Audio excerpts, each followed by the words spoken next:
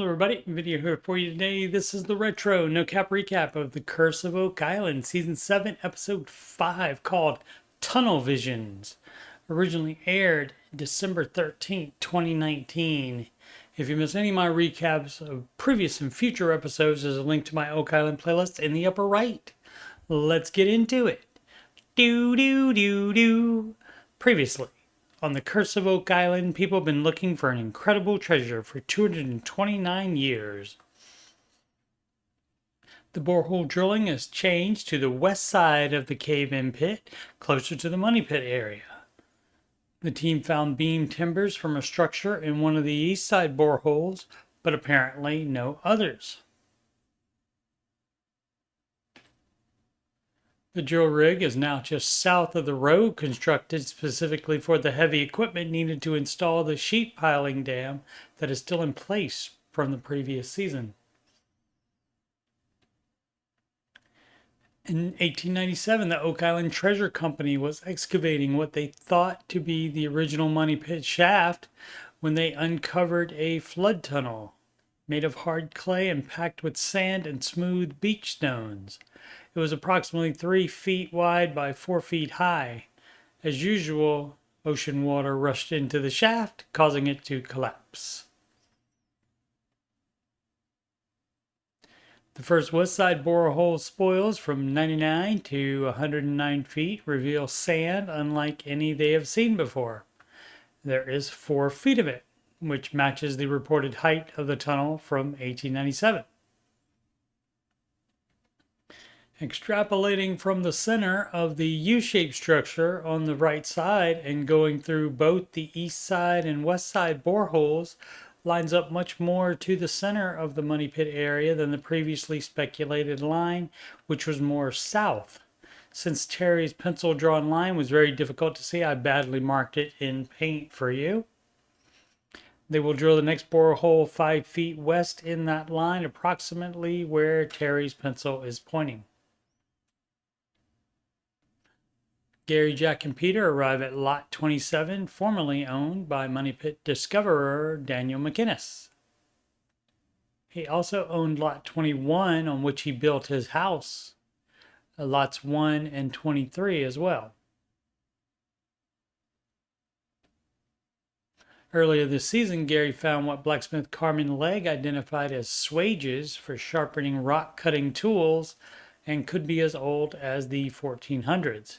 He also said they were very rare finds. Gary declines to dig what he suspects is modern junk, but then finds this chisel that would be for tunneling. He also puts it as old at that same time period, the 1400s. Back on the west side of the cave-in pit, the next borehole comes up empty with only a little sand content.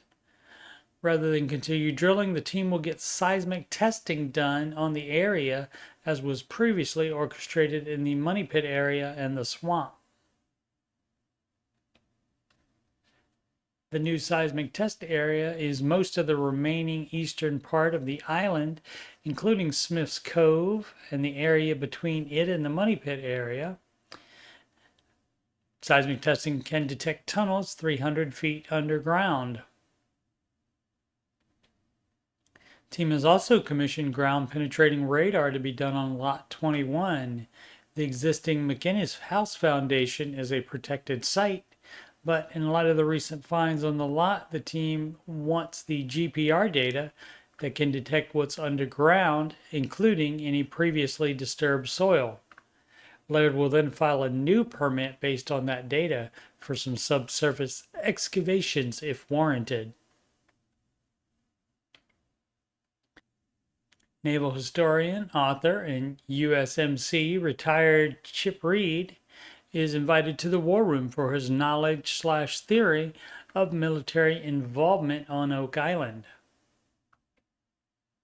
He shows a drawing of a military fortification called a water battery that resembled the L-shaped structure uncovered in Smith's Cove.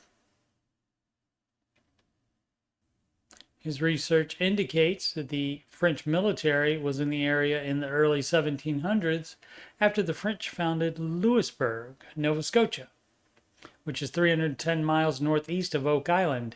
His theory is that the French knew that the British were going to attack and hid their treasures on Oak Island after it had already been used for military purposes. The British captured Louisbourg in 1745. A year later, the French sent a large fleet under the command of the Duc d'Anville, a member of the Rochefoucauld family mentioned on Zena's map, to take Louisbourg back, but the effort failed. This log from a ship in that fleet described a treasure being secretly buried. The GPR data from Lot 21 shows an anomaly at the spot of this flag in the center. It's an area of disturbed soil on top of a void. More information will be provided once the data is processed. Preparations for the seismic testing continue, including the apparent partial draining of the cave-in pit.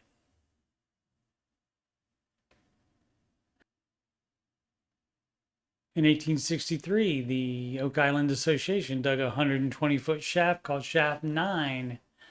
It was dug 100 feet southeast of the money pit, of which the location was still known at that time. They then dug a tunnel toward Smith's Cove that narrowed into a sluiceway to keep the shaft from flooding. At 108 feet down, they then started digging a tunnel toward the money pit. Unfortunately, they never found out if that strategy would work because they went bankrupt before it was completed. Marty excavates and appears to find the sluiceway as water begins to gush. He digs further and finds clay-packed wood. They will continue to dig it backwards in hopes of locating Shaft 9, which would assist in locating the original money pit shaft.